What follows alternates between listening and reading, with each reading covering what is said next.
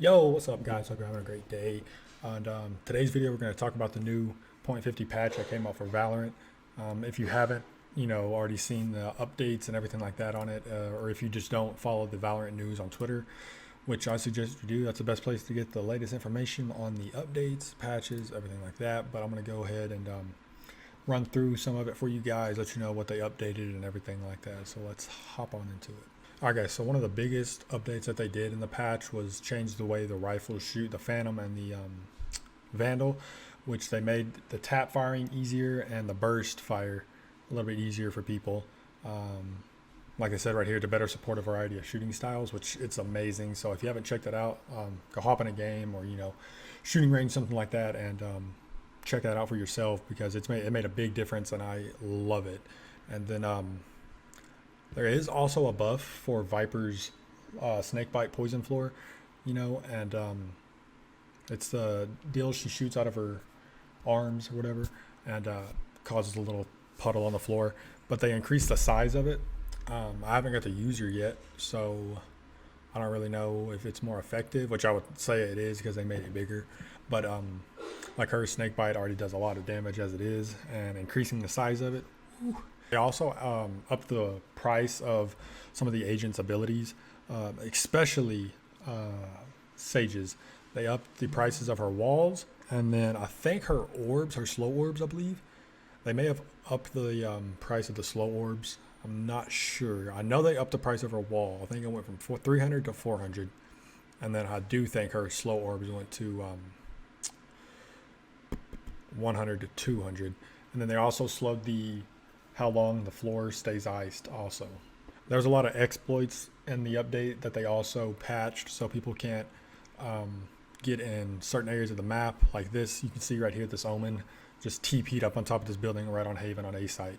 And that's crazy because if I was playing and I run into A site and then I see an Omen up there, I'm probably going to like break some shit or something. Like it says here, Sage has turned out to be one of the most OP heroes on Valorant.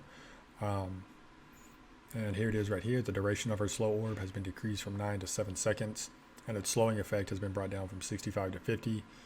So even though it's staying the same price, it will be much less powerful. Okay, so they didn't change the price of her orbs. But like I said, it won't be as OP as it was because Sage is actually a really OP character. Another thing that I like that they fixed was the accuracy from walking. So say you're walking and shooting, you won't have as much accuracy, but when you're walking and you go to a stop to shoot, your accuracy will be, almost instant. So, I mean, it'll still look like somebody's walking and shooting you, but they're not. They stop for a split second and then your accuracy just goes back up. So, like they said, they increased the threshold increase to 25 to 30%. And now that you can't gain accuracy when you're walking or from a walk or from a run into a walk. And for all you Cypher fans out there, if you liked the way the cages used to slow enemies, well, it's no longer a thing. So they don't. Cyber cages will no longer slow enemies down, which I don't really agree with that. Just because now basically all his cage does is just a smoke. It's pretty much all it is, and there's already tons of enemies that have smoke. I think they should have kept it the way it was because it slowed enemies down and everything like that. And Cypher was unique in that because I don't think, besides Sage's orb floor, that's the only thing that slowed you down. They increased the prices of each ability. So Sage Barrier Orb went from 300 to 400, Blast Pack 100 to 200, his Phoenix's Curveball, which I believe is his flash, but I'm not sure because I really don't play as Phoenix. So yeah, 100 to 200, Brimstone's Incinerary 200 to 300, and then the Jets updraft was the only one they reduced. Everything else they priced higher. Now this right here is probably one of my favorite things about the update, besides the rifles being have less recoil and stuff like that, is that they updated the map split to where it's not so CT sided, because if you've played split, you know that it is like very CT sided unless you got a good team on attackers, but that's hard to have a good team nowadays just because people don't want to talk. But you can see here that on B Heaven, coming into B Heaven, there's a wall that you used to be able to peek behind to get like right hand peek on somebody, and you can't, or left hand peek on somebody, and you can't do that anymore, which I think is nice.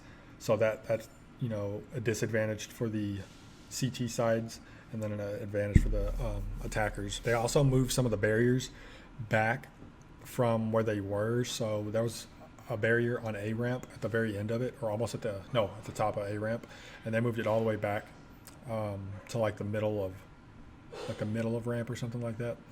And then you can no longer peak mid already as a CT side, so they moved the barrier from mid all the way back to right there at the end of heaven, I believe. You can see right here, this is where they talk about the angled wall coming into B heaven, and it removes a 50-50 angle check when pushing into the space, which should make it more approachable for you to try and gain control of B tower or B heaven. Also, another thing that I really like is if you go to plant on B, most of the time you're going to plant behind that little box. It was like orange or green or something like that. And so if you were planting there before, people could shoot you through it from like heaven, or if they were just behind it or something. But now they made it a metal crate, so you cannot shoot through it anymore. Thank God, because every time I'd go to plant there, I'd either get shot from heaven, or if somebody pushed from CT behind it, they would shoot me through it. And I'm glad that they made this change to a metal box, so you cannot get shot while planting the bomb.